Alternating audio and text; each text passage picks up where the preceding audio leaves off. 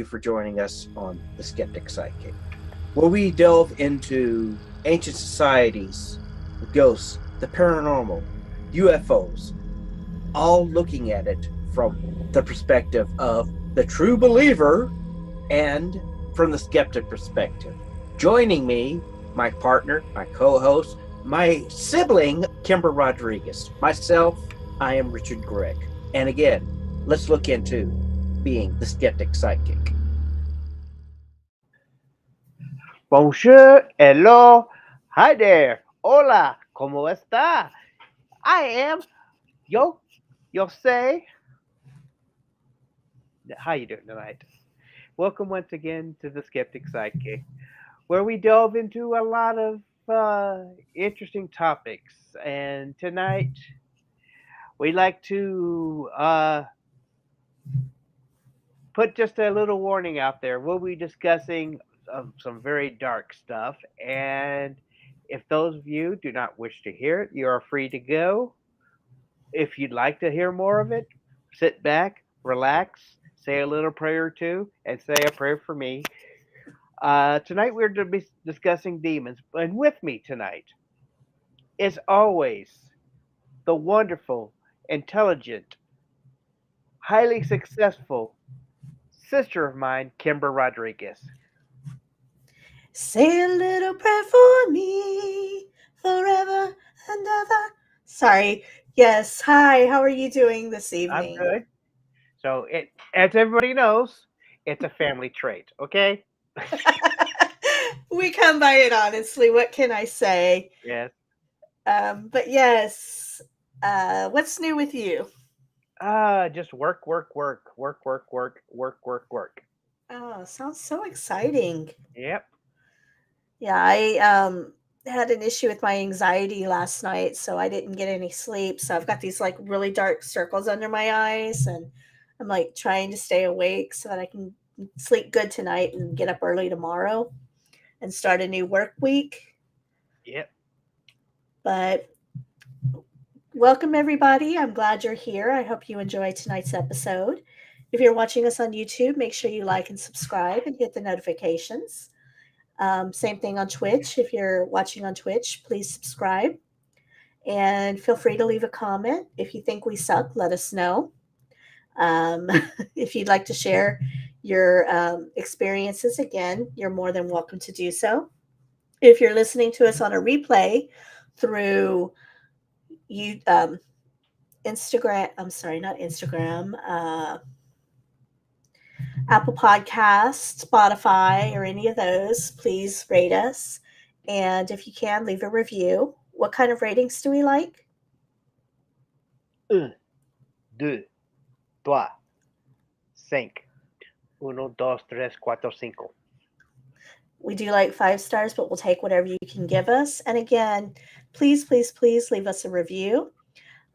We do read the reviews on air. So, yeah. Shall we go ahead and jump into it tonight? Yes, we should. As we are talking, I am monitoring all frequencies from Facebook to Twitch and YouTube, just to let you know. If you have any questions, I'll be free to answer any questions for you. So, Okay. Oh yeah, I did want to mention. I saw a really interesting video last night while I was having trouble sleeping, hmm and somehow I went down the rabbit hole of all these conspiracy videos and haunted videos, and it was actually really interesting stuff. But I saw a really interesting video about the Mandela effect. Um, and it was really interesting some of the Mandela effects that they were mentioning, such as in the famous Michael Jackson song, Smooth Criminal, which is one of my favorites. Heard that song so many times, love it. And I always remember, and so did the guy in the video and other videos I saw, where he's singing, You've been hit by. We all remember it as, You've been hit by, you've been struck by a smooth criminal. Dun, dun, dun, dun, dun, dun, dun, dun, dun. Well, anyway, the actual lyrics are you've been hit by, you've been hit by. So that kind of blew my mind because I was like, there's no way, it can't be right. So I looked it up and definitely that's what it shows. Another one was the movie E.T., which, is very close to my heart and Rick's, for personal reasons, but great movie. We love it. And I always remember E.T., when he's dressed up as the little lady that Drew Barrymore's character dresses him up, and he points out the window and he says, E.T., phone home. And they said that the actual line was ET home phone. I was like, there's no way again. So again, I did a little research, looked up on YouTube part of the movie, and sure enough, he says ET home phone. And so yeah, that just kind of blew my mind. And a personal note, movie that I swear up and down I watched in the 80s with my brother Richard here, and one of a very good movie that I enjoy called Three for the Road with Cary Green and Charlie Sheen. And I was like, Rick, this movie. We watched it together. You introduced me to it. And he's like, nope, never seen it. So I'm like, okay, let's watch the preview. It'll remind you. So we watched the preview and he's like, nope, never seen it, but it looks like a cute movie. So I'm like, okay, what dimension was I in? How is it that I remember explicitly him introducing me to this movie and he's never seen it before in his life? So yeah, I just thought that was a little interesting. I know it's off topic, but Mandela effect, conspiracy theories, different dimensions. Yeah, I thought it was worth sharing. But let us know if you've ever had any Mandela effects. Anything that you thought you remembered happening and then you find out it was completely different. Let us know about it either in the comments or email us at info@skepticpsychic.com to let us know. Paola, thank you for joining us. The topic this week is actually, we will be discussing and talking about the history and theory of demons. So let's go ahead and kick that off. Sorry for my rant and my ADD moment there, but we can go ahead and get into tonight's topic. Richard, would you like to kick us off this week? Oh, well, if you insist, you insist, you insist. A demon is a malevolent supernatural entity. Historically, belief in demons or stories about demons occur in religion, occultism, literature, fiction, mythology, and folklore, as well as in the media, such as comics, video games, movies, and television series. Belief in demons probably goes back to the Paleolithic age, stemming from humanity's fear of the unknown, the strange, and the horrific. In ancient Near Eastern religions, a demon is considered a harmful spiritual energy which may cause demonic possessions, calling for an exorcism. Demons may or may not be considered to be devils, minions of the devils in many traditions. Demons are independent operators with different demons casting different types of evils, destructive, naturalistic phenomena, specific diseases, etc.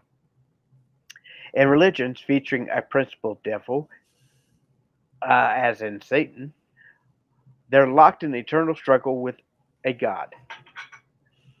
Demons are often thought to be subordinates of the principal devil, a lesser spirit doing the devil's work. They have additional duties, causing humans to have sinful thoughts and tempting humans to commit sinful actions. Yes, the original ancient Greek word daemon did not carry negative connotations, and it denotes a spirit or divine power. The Greek conception of daemon notably appears in the philosophical works of Plato, where it describes the divine inspiration of Socrates. However, in Christianity, morally ambivalent daemon were replaced by demons, which were forces of evil, only striving for corruption. These demons are not the Greek spirits, but are hostile entities. These are also known in the Iranian beliefs. In Western occultism and Renaissance magic, which grew out of the Greco Roman magic, Jewish and Christian demonology, a demon, one second, sorry, pop up on my screen. A demon is believed to be a spiritual entity that may be conjured or controlled. However, belief in demons remains an important part of many religions and occult traditions. They are still feared largely due to their alleged power to possess the living. In the contemporary Western occultist traditions, perhaps this is made popular by the work of Aleister Crowley, not to be confused with Crowley from Supernatural, but the actual man. A demon is a useful metaphor for certain inner psychological processes, such as our inner demons, though some may also regard it as an objectively real phenomenon. Now, in answer to the Paulo's question, is a demon a devil or is a devil a demon? Now, you a devil can be a demon, but a demon cannot be a devil, if that makes any sense. Basically, demon is the universal term.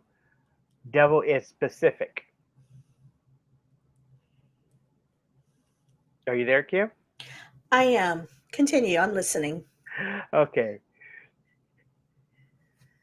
Now, the Greek term does not have any connotations of evil or malevolent. In fact, it means happiness.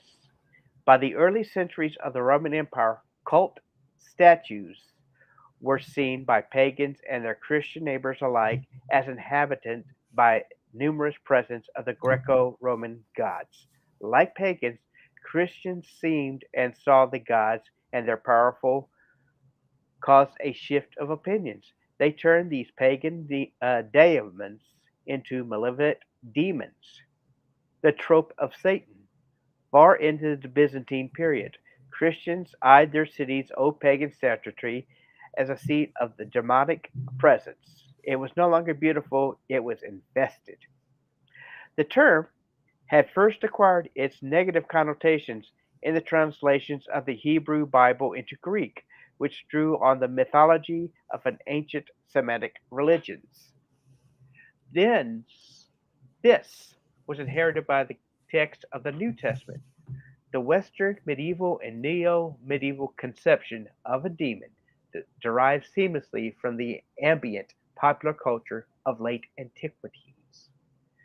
The English use of the word demon as synonym for devils goes back to at least as far as 825 AD. The German word Diamond, however, is different from devil, Teufel, and demons are evil spirits, akin to the original meaning of daemon, divine inspiration. Both deities and demons can act as intermediaries to deliver message to humans. Thus, they share some resemblance to the Greek daemonion. The exact definition of demon in Egyptology posed a major problem for modern scholarships, since the borders between a deity and a demon are sometimes blurred in the ancient Egyptian language, lacks a term for the modern English demon. However, magical writings indicate that the Egyptians acknowledged the existence of malevolent demons by highlighting the demons' names with red ink. Demons in this culture appear to be subordinate and related to a specific deity, yet they may have occasionally acted independently of the divine will. And the existence of demons can be related to the realm of chaos beyond the created world. But even this negative connotation cannot be denied in the light of the magical text. The role of demons in relation to the human world remains undecided and largely depends on context. In ancient Egypt, demons can be divided into two classes, such as the guardians and the wanderers. Guardians are tied to a specific place, and their demonic activity is topographically defined, and their function can be benevolent towards those who have the secret knowledge to face them. Demons protecting the underworld may prevent human souls from entering paradise. Only by knowing the right charms is the deceased able to enter the halls of Osiris. Here, the aggressive nature of the guardian demons is motivated by the need to protect their abodes and not by their evil presence. Accordingly, demons guarded sacred places or gates to the netherworld. So I guess it's kind of like, how you have like these temples and things and these pyramids, and they're kind of like the demons are there to protect the areas, to keep out the unwanted. So that's kind of like what in the Egyptian culture the demons are with these guardians, is they guard the area. And so you kind of have to like persuade them, so to speak, somehow to enter their area. Mhm. However, with the wanderers, these are associated with mental illness, death, plagues, and possession. Many of them do serve as executioners for major deities, such as Ra or Osiris. They are ordered to punish humans on Earth or in the netherworld. They can also be agents of chaos, misfortune, and suffering, as they arise from the world beyond, creating these things. And this is done without divine instruction. They are only led by evil motivations. So yeah, they just are these bad spirits that like to create havoc and harm for us. Um, some people say that demons are jealous of us because we have a body, which is something they've never had, which is why they try to take over us or cause chaos in our lives. Um, However, their influences of these wanderers can be warded off and kept at the borders of human world with the use of magic.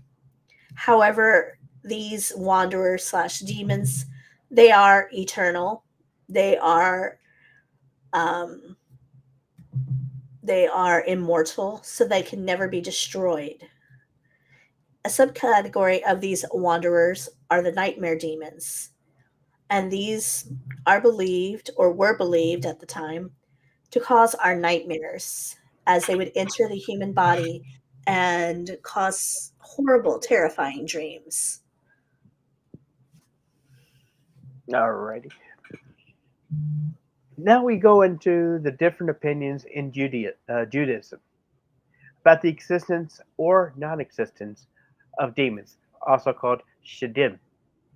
There are practically no roles assigned to these demons in the Hebrew Bible. Not all Jews believe the existence of demons, and some famous authors, such as Maimonides, denied their reality, regarding them as mere images which people subscribe divinity to.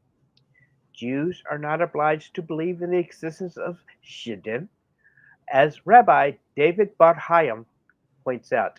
Some rabbinic scholars assert that demons have existed in Talmudic times, but they don't exist regularly in the present. When prophecy, divine intuition, and divine inspiration gradually decreased, the demonic powers of impurity have been correspondingly weak too.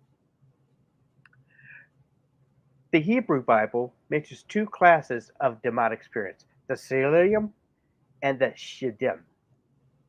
The word Shiddim, shed, appears in two places in the Hebrew Bible.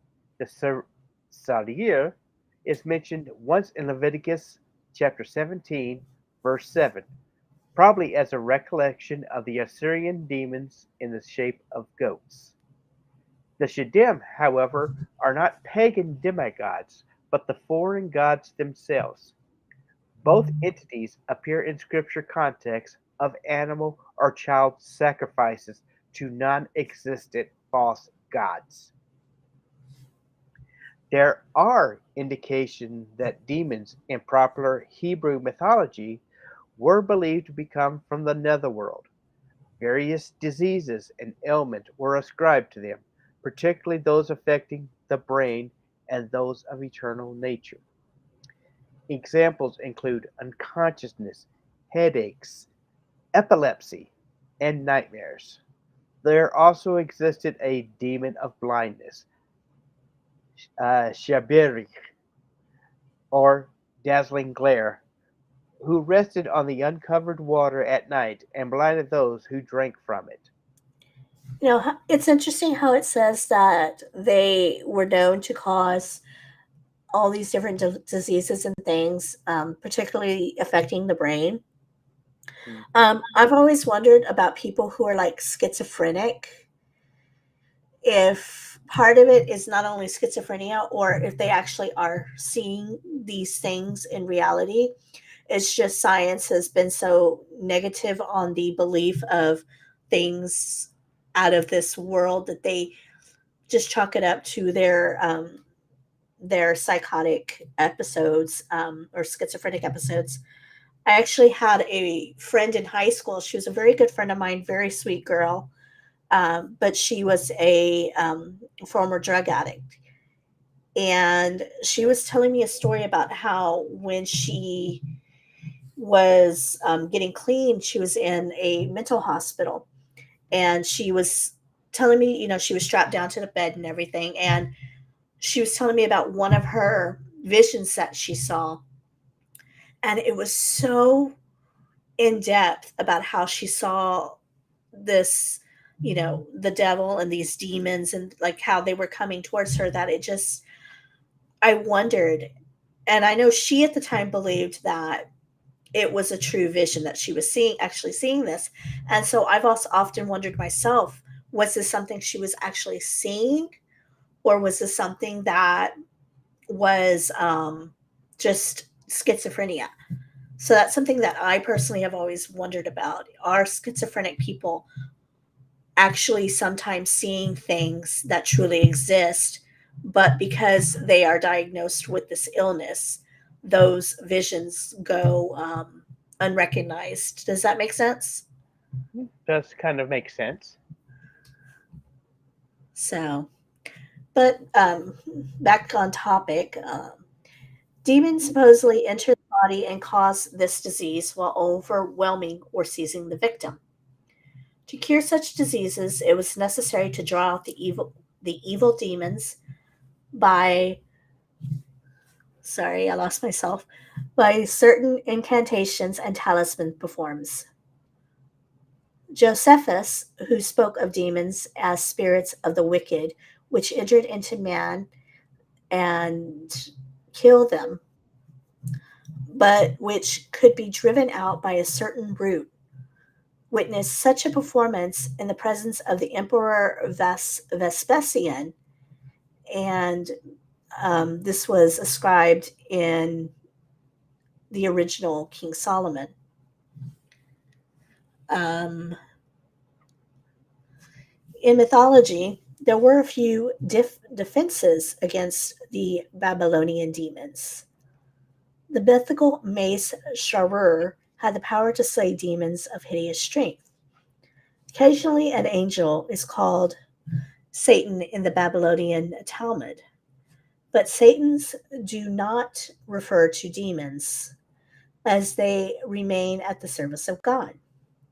Stand not in the way of an ox when coming from the pasture, for Satan dances between his horns.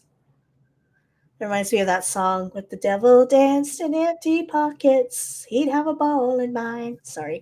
Mhm. In the Kabbalah, demons are regarded a necessary part of the divine emanation in the material worlds and by products of human sin. After they are created, they assume an existence on their own. Demons would attach themselves to the sinner and start to multiply as an act of self preservation. Medieval Kabbalists characterize such demons as punishing angels of destruction. They are subject to the divine will and do not act independently. Paula says that she had a dream about the devil last week. Didn't didn't like it.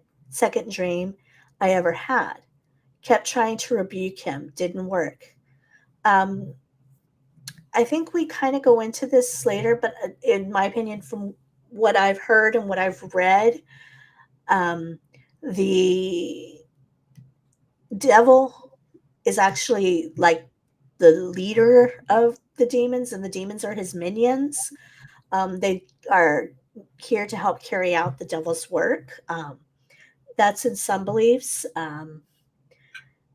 But I've also had several horrifying, vivid dreams of demons and possession, and they're not my favorite dreams either. I've never liked having those dreams because whenever I dream of such things, it is very vivid and it is very frightening. She also says that her mom is schizophrenic and sees people with dog heads. They stand in line. So scary. What you believe makes sense. Um, Also, I think it says, I think this is Shelley, but she says, when I was sick in the hospital, my fever went so high I saw things. I saw a full dressed Marine in my room commit suicide. It looked real. There were colors flowing down the walls. Once the infection was being cured, the images stopped.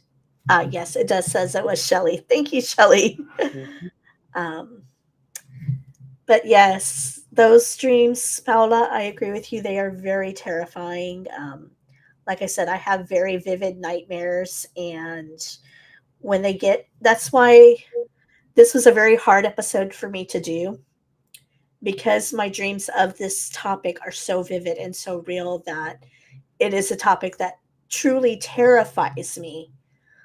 But anyway, would you like to continue on, Richard?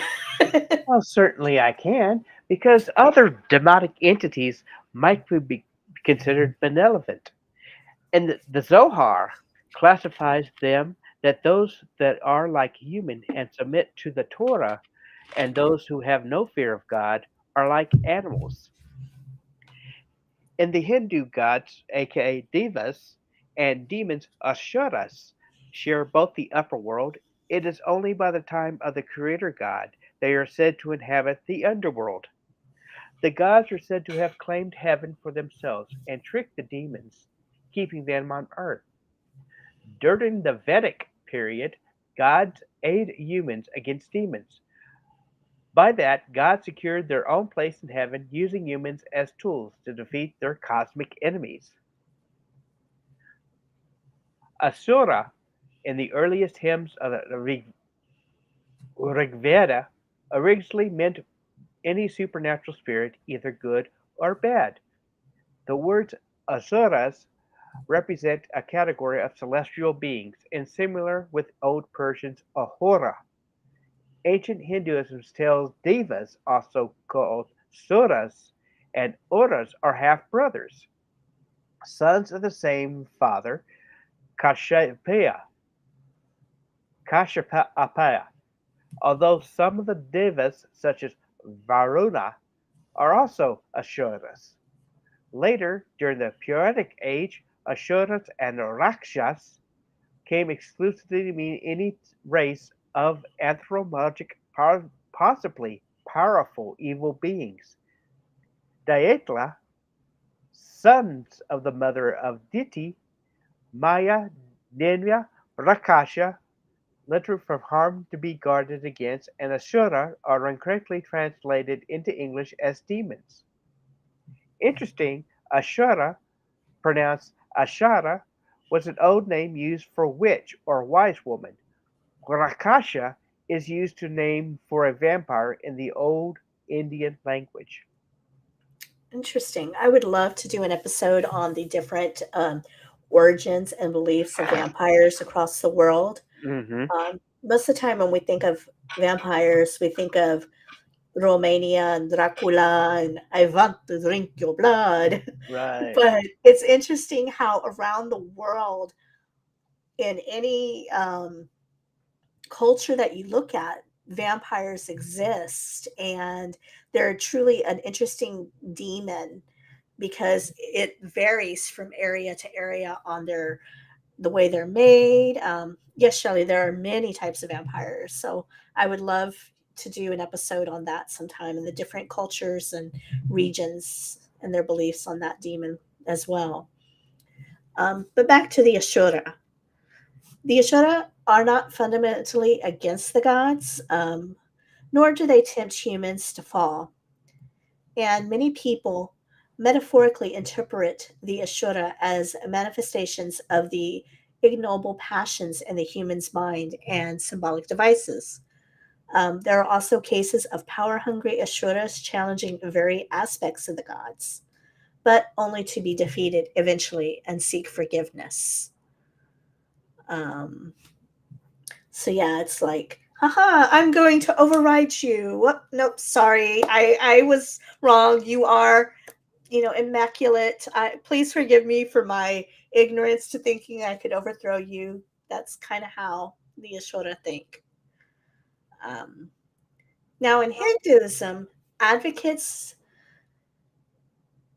of reincarnation and transmigration of souls are based according to one's karma. What goes around comes around. Harm ye, let no harm ye none. Do to others before they do unto you. All these things around karma. The souls of the dead are adjudged by the Yama and accorded various purging punishments before being reborn. Humans that have committed extraordinary wrongs are condemned to roam as lonely, often mischief mongers. These are spirits for a length of time before being reborn.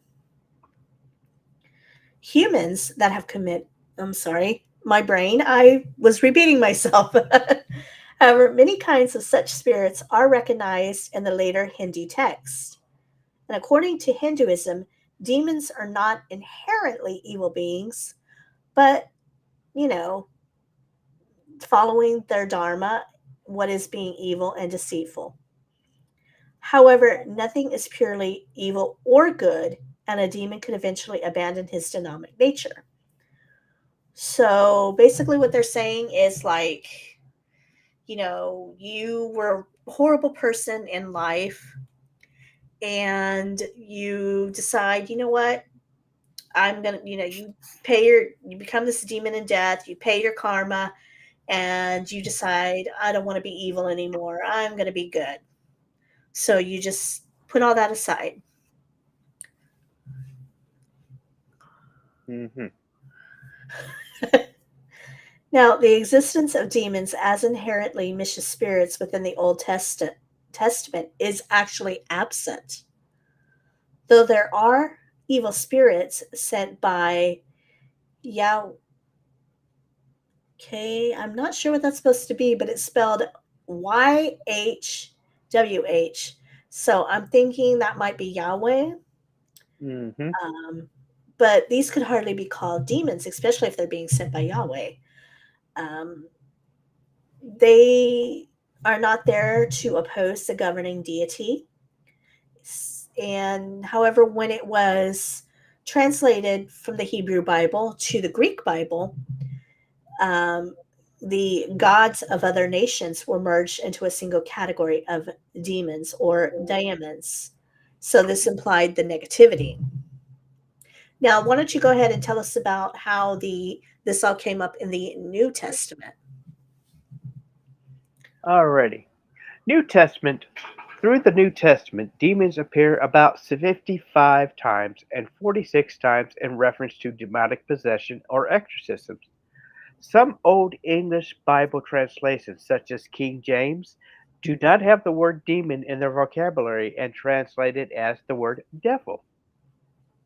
An adversary of Jesus, demons are not morally ambivalent spirits, but evil, cause of misery, suffering, and death. They're not tempters, but the cause of pain, suffering, and maladies, both physical and mental. Temptation is reserved for the devil only.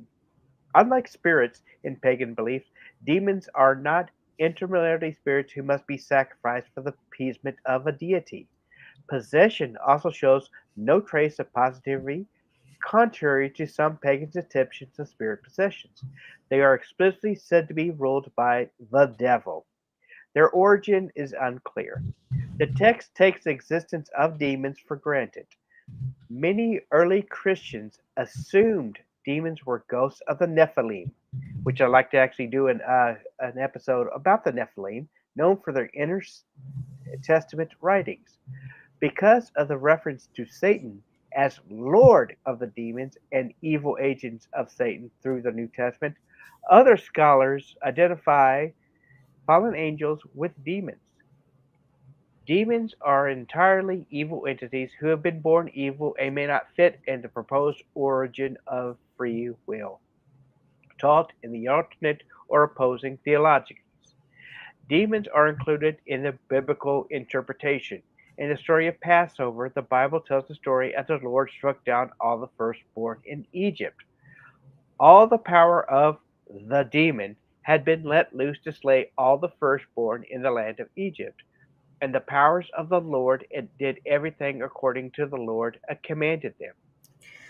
Okay, that's very interesting. I've always, thought that the fallen angels were the demons, and I actually saw again uh, going through videos last night. There was a very interesting video that talked about this, and I kind of wanted to show it on the show, but because of copyright issues, I wasn't sure if I could. So I'm going to go ahead and share that video on our page in our Facebook group. But it's really great because it talks about how the fallen angels became the demons and the main seven, like the big seven demons that there are. Such as, I don't want to say their names, but I will share that video if anybody wants to see it. Um, and as for the demon being in Passover, I always took that again to be the angel of death, not a demon. I don't know, Rick, you're more well versed on religion in the Bible than I am. What are your thoughts on that? Was it the angel of death, or was it a demon that brought about killing off the firstborn son and putting the goat's blood for the Passover? I'm leaning towards more of a an angel being sent to do God's command Okay. because That was my thought too. I cannot Mhm. picture a God sending out a demon. So I always looked at it as being an angel, like you said, carrying out God's command on those who were doing wrong or doing bad, kind of like dealing out his punishment. Um, Now we're going to go ahead and look at Genesis flood, which is also very interesting because there is, again, across the board in many cultures, there is a flood story. Um, but in the Genesis version, it's explained how God was noticing how corrupt the earth had become and that all his people on earth had corrupted their ways. The sins of man are attributed to unclean demons who began to lead astray the children of the sons of Noah and to make error and destroy them. Since early Christianity, demonology has developed from a simple acceptance of demons to a complex study that has grown from the original ideas taken from the Jewish demonology and Christian scriptures. Christian demonology is studied in depth with the Roman Catholic Church, although many other Christian churches affirm and discuss the existence of demons, which is very interesting because I do want to take a moment here to point out how certain people claim to be demonologists. However, to actually be a demonologist, it's not about going out and hunting demons and you know carrying your cross and saying, "Demon be gone." No, it is a intense studying of the history of the culture, all of that. And if I'm not mistaken, you actually have to be recognized by the church to be considered a demonologist. Not just go out there like some people, like Megan's, go out there and say that they are. um, but I digress again. Let me go on. Hmm. Um, it was early Christianity a simple acceptance of demon to a complex study that has grown from the original ideas taken from Jewish demonology and Christian sculptures. Again, it is studied in depth with the Roman Catholic Church. Other churches do recognize them. Um, while demons were considered as both potentially benevolent or malevolent, early Christians argued that demons are exclusively evil entities, supporting the later idea that evil demons were the fallen angels known from our scriptures. Now, Anthony the Great, yes, the great and powerful Anthony, described demons as psychological powers tempting to evil, in contrast to benevolent angels that advised good. According to the Life of Anthony, which was written in Greek around 360 by Anthemius of Alexandria, most of the time the demons were expressed as an internal struggle, inclinations, and temptations.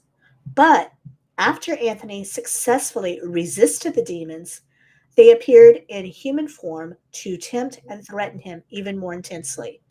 So basically, what they're saying is, it kind of starts out simple. You get this idea, you see this good-looking guy walk by, and you're like, "Man, he looks nice," you know.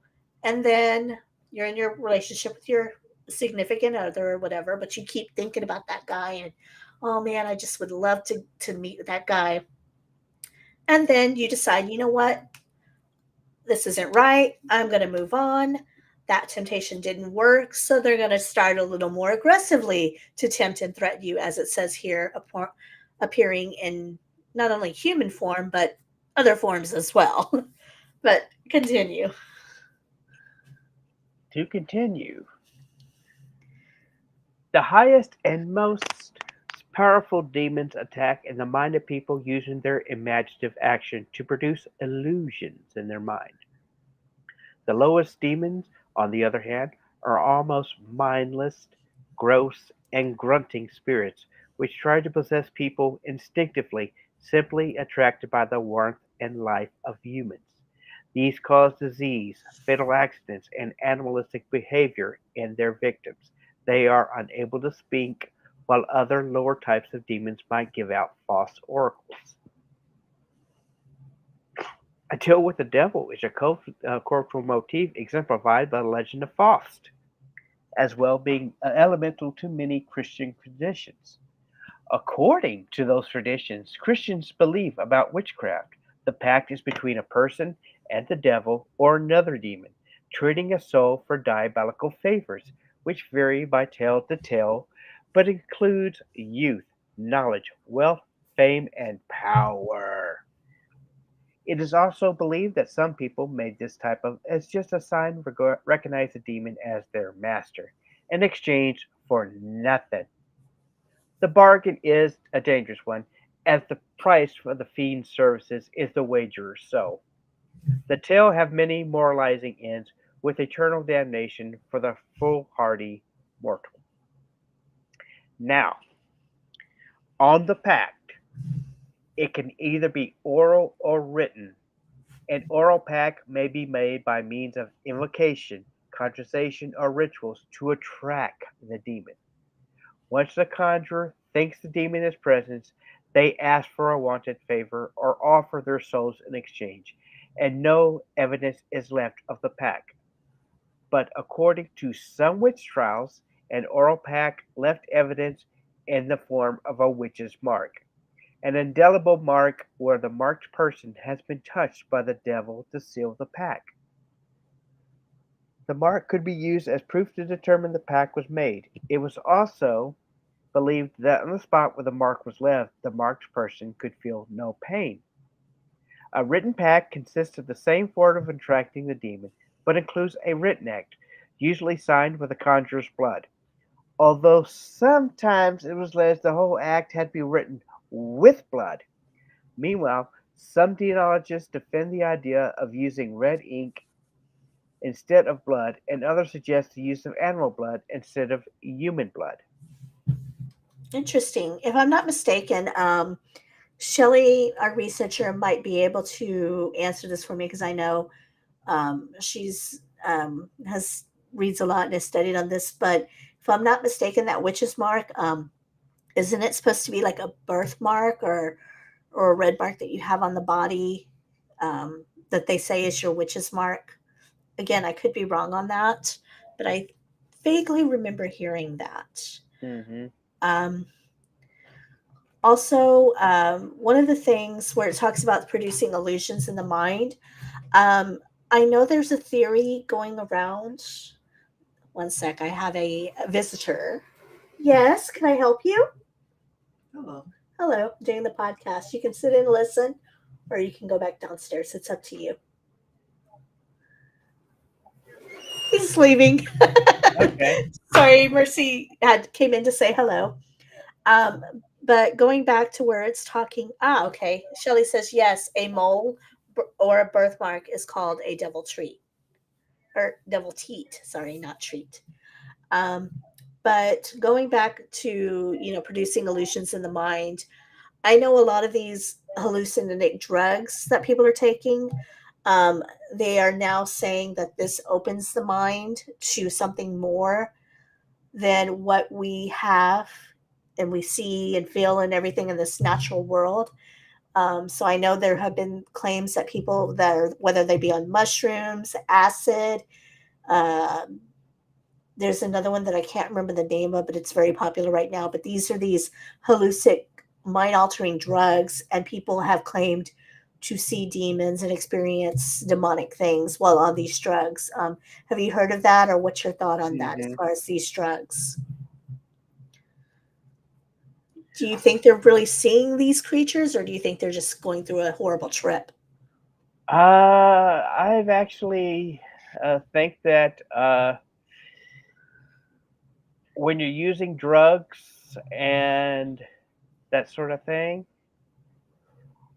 can actually open up, thin the veil a bit, and you may get something like that. Hmm.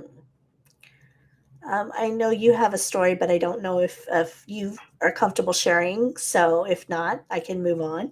Nope. Okay, not a problem. Now, the Malus Maleficarum discusses several alleged instances of pacts with the devil. These, you know, a lot of times concern women. As, okay, Shelley says that when you are hallucinating, it seems real. It's interesting because I've actually heard some stories that are beyond hallucinations, but that I digress. As you know, certain stories we don't want to get into, but from what I certain stories I've heard, like I said, they seem or they go beyond just being a hallucination on Hmm. those drugs. Um, but it was considered that all witches and warlocks had made a pact with one of the demons, and this was usually the master of all demons, Satan. According to demonology, there is a specific month, day of the week, and hour to call upon each of the demons. So the invocation for a pact has to be done at the right time. Also, as each demon has a specific function, a certain demon is evoked depending on what you're going to ask. Now, here are some alleged examples in history of these so called pacts.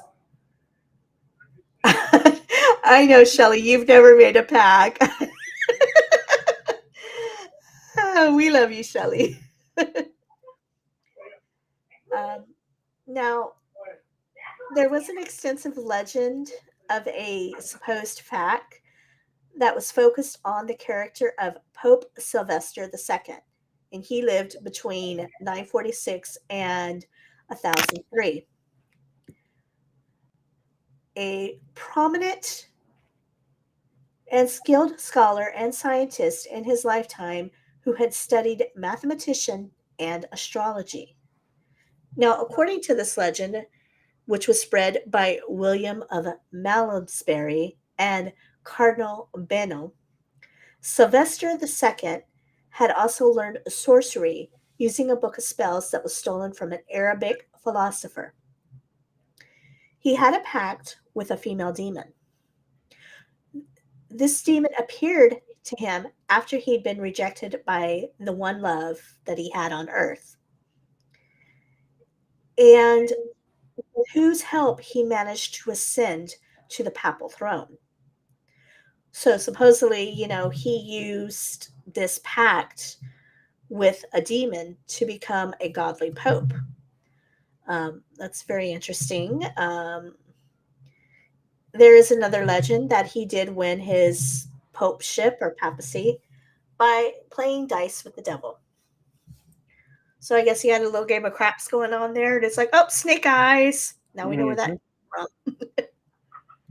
Give me a hard eight. Come on, hard eight. Sorry. Okay. According to a medieval legend associated with the Codex Gigas, the scribe was a monk who broke his Masonic vows and was sentenced to be walled up alive. In order to avoid the harsh penalty, he promised to create in one night a book to glorify the monastery forever, including all human knowledge. Near midnight, he became sure that he could not complete this task alone, so he made a special prayer. However, he did not address this prayer to God, but to Lucifer. He asked Lucifer to help him finish the book in exchange for his soul. The devil did complete the manuscript, and the monk added the devil's picture out of gratitude for his aid. John Finn, who was executed on the 27th of January 1591, who was a doctor and school teacher. He declared himself as being a notorious sorcerer. He confessed to have a compact with Satan during the North Berwick witch trials in Scotland, which he confessed to King James as the trials proceedings were taking place, but later promised that he would renounce his compact with Satan and vowed to lead the life of a Christian. The next morning, he confessed that the devil came to him in a cell dressed all in black and holding a white wand, demanding Fionn to continue his faithful service according to his first oath and promises he made.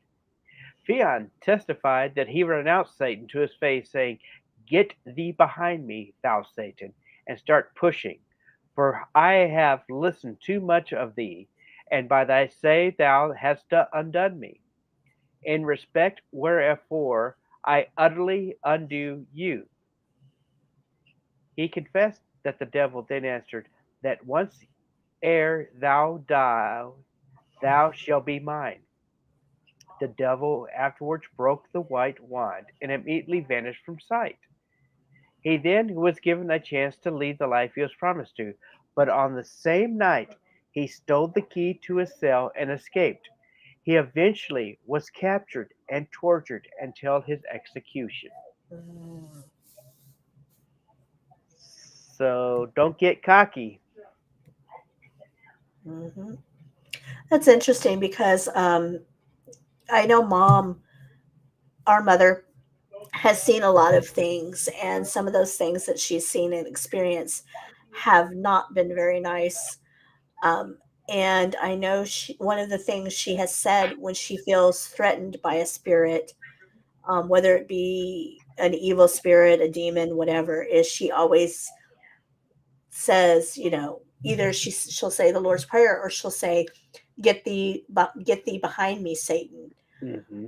Um, and it's interesting because she says that when she says this, the spirit will back off or the demon will back off. And then she'll pray and pray and pray until this entity leaves her. So that's very interesting that this is where that saying came from, because I've heard it my whole life. My mother telling me that this is what she would say when she would experience something like that. But I digress. Go ahead and tell us about Mr. Bernard Fock. Folk. Fock, Fooke, Fock, folk. Not the other word. He was a 17th century captain for the Dutch East Indian Trading Company, renowned for his uncanny speed from the Dutch Republic to Java, which he led to legends that he was in league with the devil. He has also been aligned to be the model for the ghastly captain of the Flying Dutchman. Now that's the question. Is there really a Flying Dutchman? Because wasn't that the boat from Pirates of the Caribbean? Rumor has it it's a phantom ship. Really? Yes. I would love to look into that and learn more about that because I had first heard about it with the movie Pirates of the Caribbean. Oh, I've heard about it all my life. Interesting. I'll have to look into that more. Mhm. There was also Jonathan Moulton, who lived from 1726 to 1787, and he was an 18th century brigadier general from the New Hampshire militia. He was alleged to have sold his soul to the devil to have his boots filled with coins when hung by the fireplace every month. So basically, he's thinking, okay, I'll put my boots out. You put some money in it. All's good. Yeah, that's worth a soul. Not, Mhm. not smart people. Also, there was Giuseppe Giardini, who was born April 8th, 1692, and died February 26th of 1770. He was a Venetian violinist and composer, and it is believed that his Devil's Trill Sonata was inspired by the devil's appearance before him in a dream. Shelley says that the Flying Dutchman is a legendary ghost ship, Mhm. never been able to make port, but doomed to Right. sail the seven seas forever. Yep. Interesting. So that's what you get when you sell your soul. You're stuck at sea forever. Yes. And on SpongeBob SquarePants, it's a ghost creature that always seems to haunt SpongeBob. I think I've seen that on Yeah. I think he's like looks like a pirate or something like Mhm. that. Pirate ghost. Yeah. Um, Niccolo Paganini was born October 27th, 1782, and lived until May 27th of 1840. He was also a violinist, but this time an Italian one. Um, Well, so was Giuseppe Tartini, yes, but he he may have not started the rumor of this Devil's Trill Sonata by Tartini, but he played along with that theory and told that story. yes. We also have Philippe Moussard, who lived from 1793 to 1859. Now, Moussard was a French composer, and more importantly, he was an orchestra leader. His wild conducting and sensuous concerts generated rumors while a celebrity in Paris in 1830s. So basically, he'd get up there and he would do these wild um, gestures and do this music that was very sensuous and everything with his orchestra. So people were saying, "Oh well, that guy must have soul to the devil because look how his music that he chooses and look at his um, the way he is moving as he's conducting. It must be the devil." And that's yeah. I mean, come on. The French have always been a little risque, so come on. The guy's Hmm. just really getting into it. Give guy a break. Yes. Let's talk about the modern day musicians, like Tommy Johnson. He was a blues musician. He was also rumored to be talking with the devil. Robert Johnson, with whom was one of the most infamous jazz musicians in blues. Legend claims that he met Satan at a crossroads and signed over his soul to play the blues and gained mastery of the guitar. Now, is this the Uh, same one that would, when he would go to San Antonio, Texas, he would stay at the Mango Hotel? he was the one that recorded his first album and only album at the Manger Hotel and the Interesting. front. Now, Yes. infamous, infernus, black metal musician. Unlike the claims above, it is Infernus himself who directly claims he sold his soul to the devil. And according to his official website for Infernus band's Gorgogoth, Infernus founded the band after making a pact with the devil in 1982. Infernus is also on record, including in a Newsweek magazine, publicly stating that he is a Satanist. Um, I think also Marilyn Manson has been rumored to have sold his Yes. soul. But on Robert Johnson, if you'd like to know more about him, we do talk about him on our audio podcast on our website. You can check it out about San Antonio. It's about the third or fourth podcast that we did, but I highly recommend checking that one out because we do talk more about Robert Johnson and his life and the story of the crossroads with him, as well as some other great hauntings there in San Antonio.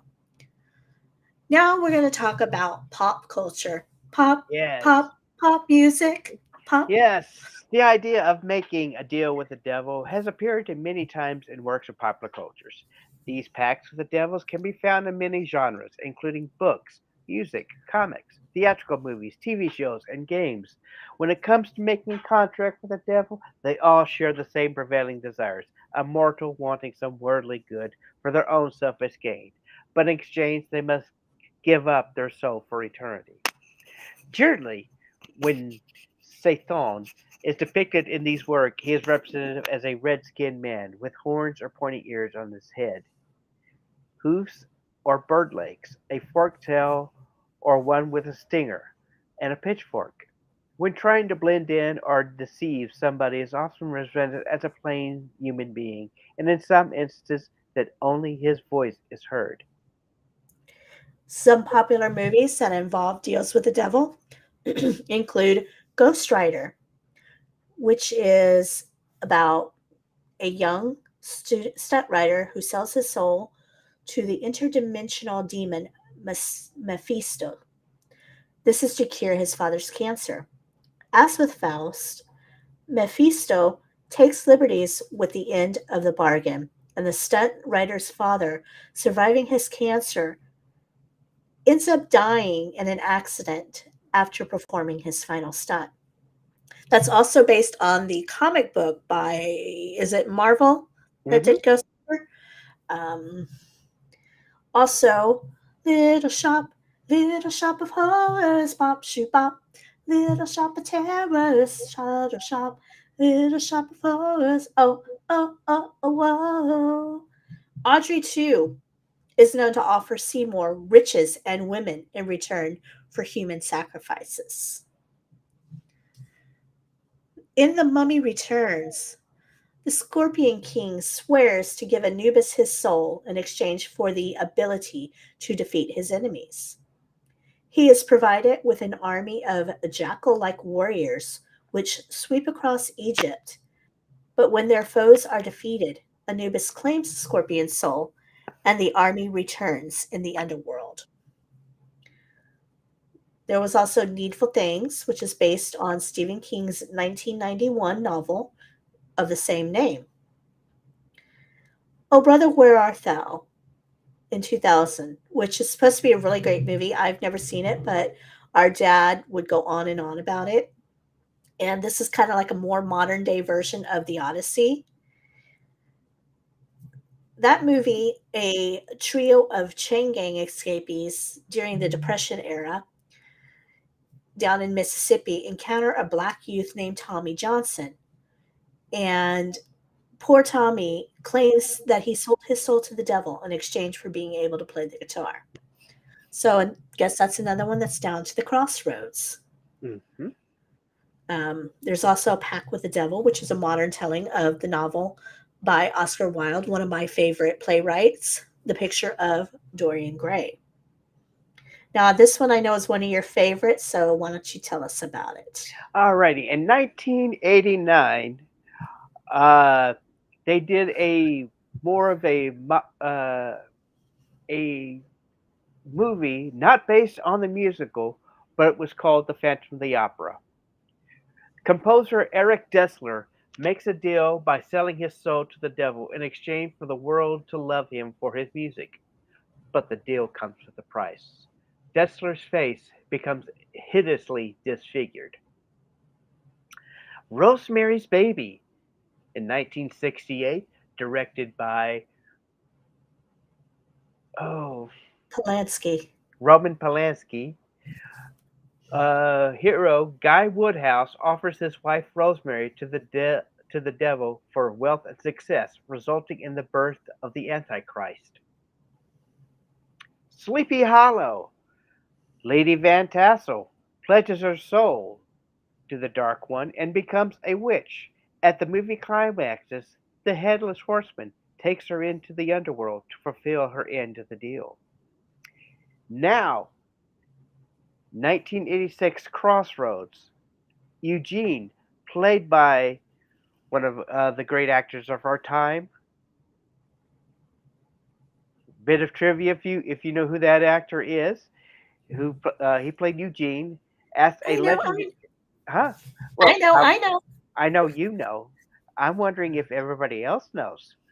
Well, I don't know if everybody's seen this movie. It's kind of a one of those, unspoken, uh, unspoken treasures. Those hard to know about, but great movies. Mm-hmm. So don't know if anybody's really seen that Right. one.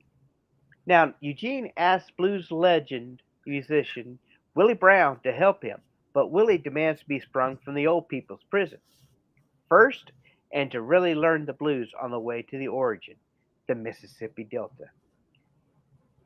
Eugene doesn't know yet about Willie's deal with the devil, who he now wishes to revoke. Yes. There are Sorry. songs that deal with pacts, such as the one line from Bohemian Rhapsody by Queen: Beelzebub has a devil put aside for me. The Charlie Daniels band has done of course, everybody knows The Devil Went Down to Georgia, but how many people know the sequel to it? I do. I do. I I do. know you do. TV shows in popular. The Muppet Show, in a Halloween episode that featured Alice Cooper playing an assistant to the devil. Cooper attempts to sell the Muppets a contract that promises fabulous witches and worldwide fame in exchange for their soul. Of course, Miss Piggy was more receptive to the Faustinian deal. Of course. Hmm. Um, some other shows. There's of course Lucifer, which is very popular right now. There's a show in Canada called The Collector, and this is a show about a former monk who sold his soul to the devil in the 14th century. Um, Also, I don't know if anybody remembers from the 90s when they were making these TV shows uh, with names of popular 80s horror movies, but the TV shows had nothing to do with the horror movies. One of those shows was called Friday the 13th, the series. Oh, come on. Freddy's Nightmares wasn't it real based on the movies? Not really. I watched all Oh, these shows. There darn. was Poltergeist, The Legacy, Friday the 13th, the series, and Freddy's Nightmares. All of them were just like these interesting, intricate supernatural stories that really didn't have much to do with the killers in the show. However, in the Friday the 13th series, Louis Vendretti made a deal with the devil to sell cursed antiques. When he broke the pact, the devil killed him and claimed his soul. This left his niece Mickey Foster and her cousin. Ryan Dallian came to find the cursed antiques and locked them away in the store's vault in order to neutralize their evil powers.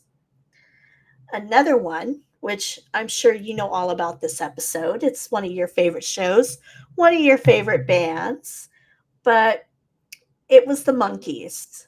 And they had an episode called The Devil and Peter Tork.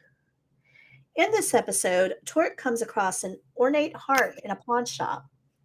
The proprietor of the shop, who's named Mr. Zero, allows him to take the harp home and pay for it later, as long as he signs a mysterious contract. The other monkeys engage in a court battle to save Peter's soul and convince the devil that Peter does not need magic to play the harp.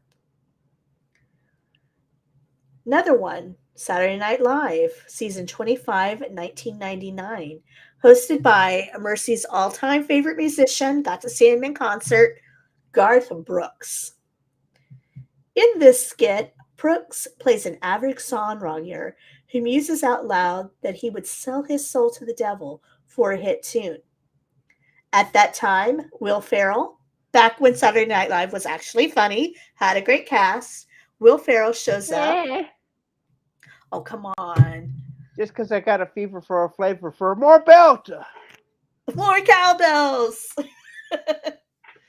But yes, Will Ferrell shows up playing his guitar as the devil. And, when he comes, he got a big puff of smoke so they can strike a deal. Some other shows have been known to have these different ones. Some of those others are. We're going to talk about crossroad demons from Supernatural, where it can only be summoned by burying a box containing key items at a crossroads, subsequently making a deal with the summoner where the demon will grant any request in exchange for the summoner's soul in 10 years' time. The Twilight Zone, in an episode called Escape Clause, David Wayne bargains his soul in exchange for immortality and winds up sentenced to life in prison.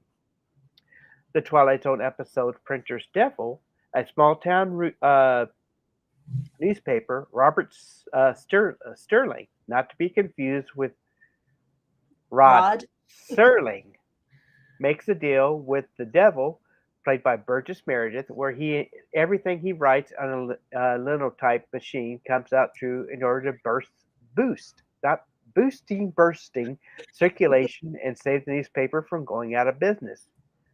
Phrases that we have used for the devil: devil in the deep blue sea, devil to pay, go to hell, the devil, luck of the devil, play the devil with, raise Cain, the devil, speak of the devil, full of the devil, give someone heck, the devil, and devil of a time. Yes, some other movies that weren't mentioned here are like my brain went blank. The one with Keanu Reeves, also based on a comic book. Constantine. Thank you. There's that one. There's also he also did another movie where he made The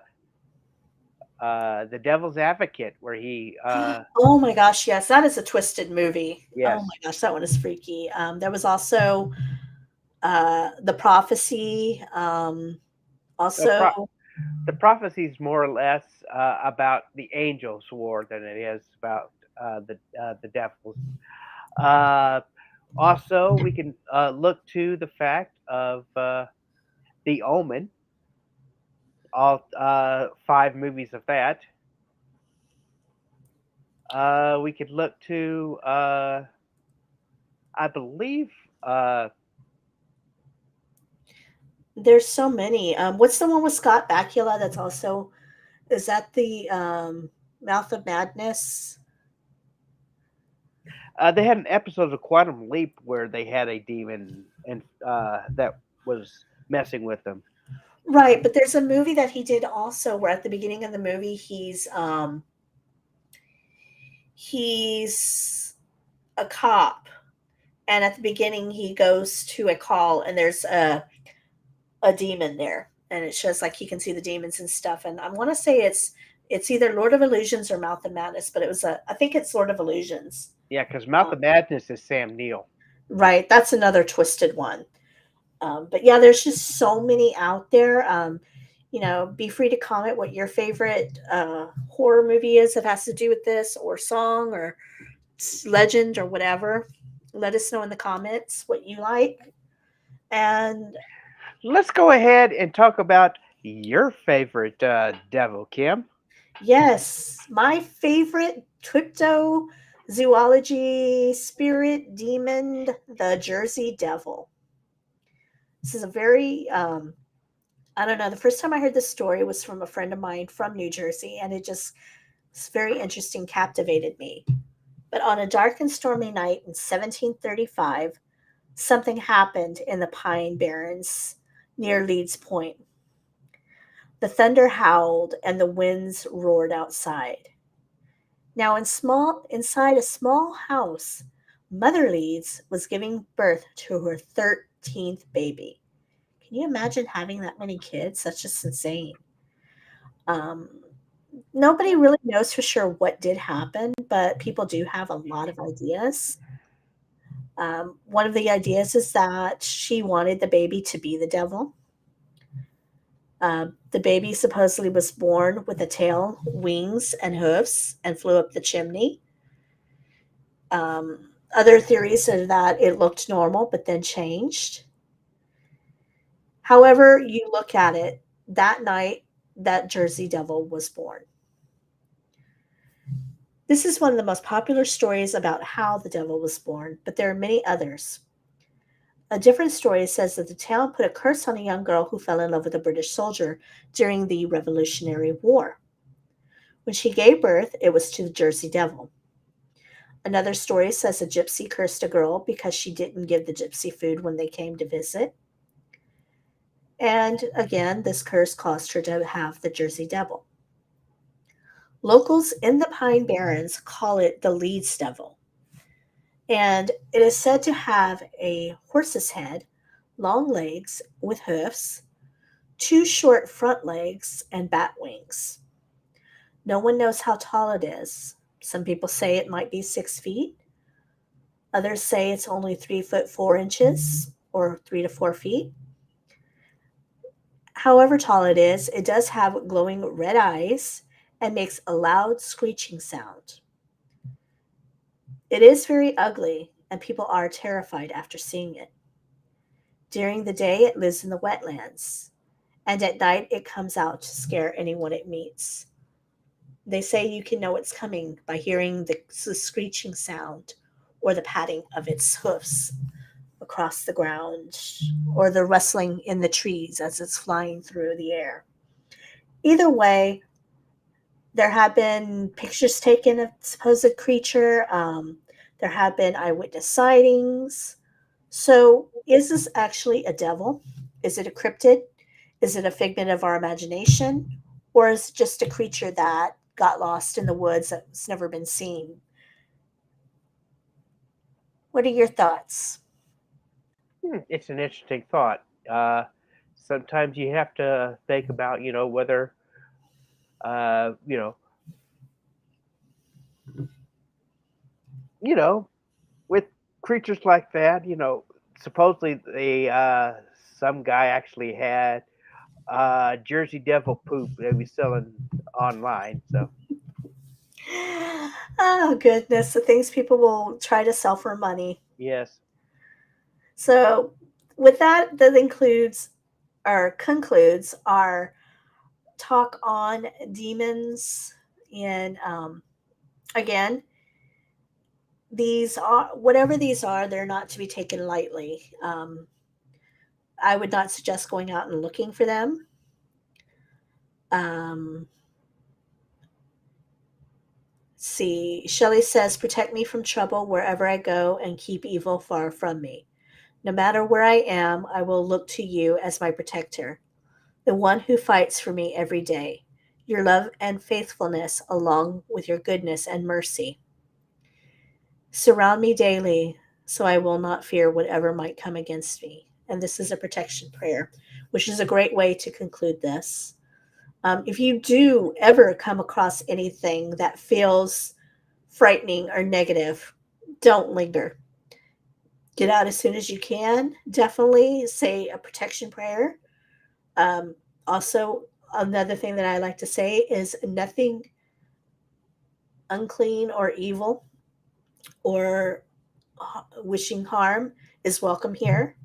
And then, being a Christian, I do like to say, in the name of Jesus Christ, I command you to leave the area or to leave me be. Again, that's what works for me. I don't know if it will work for others. But yeah, this is definitely something not to take lightly. As we said, this is a very, very deep subject. And next week, we will be talking about Jinn. Not like I Dream of Genie or anything like that, but more like Wishmaster. Mm-hmm. So we welcome you all back next week so that we can discuss the jinn, which are known in the Middle Eastern culture. And if you liked what you heard tonight, please definitely on YouTube, like, subscribe, leave us a comment letting us know about, like I said, what your favorite song is, movie, show, or anything. Also, your thoughts on these entities. If you are listening to a replay, we ask that you rate and review us on Apple Podcasts, Spotify, Audible, wherever you're listening. Again, what stars do we like? 1, 2, 3, 4. 1, 2, 3, 4. 1, 2, 3, 4. 5. Yes, we do like 5 stars, but we'll take whatever you give us. Um, Also, I want to um, tell a little story, which is a legend in my area. And before we kick off, but there's a legend of this beautiful girl who goes to a like a dance, a bar. I can't, the story varies on who's telling it, but this girl goes out for the night and she's there, people are dancing, drinking, having a good time, and this gorgeous, gorgeous man, most handsomest man she's ever seen, comes up to her and asks her for a dance. She, enchanted by the man, agrees, and they dance the night away. Towards the end of the night, it's ending, and you start to hear the stroke of midnight, and the man steps on her dress 3 times. After the third step, she looks down and sees that he doesn't have regular man legs, but the legs of a goat. And as No, she I, looks I up, actually heard that he had the legs of a chicken. well, I've heard a chicken, a goat, both ways.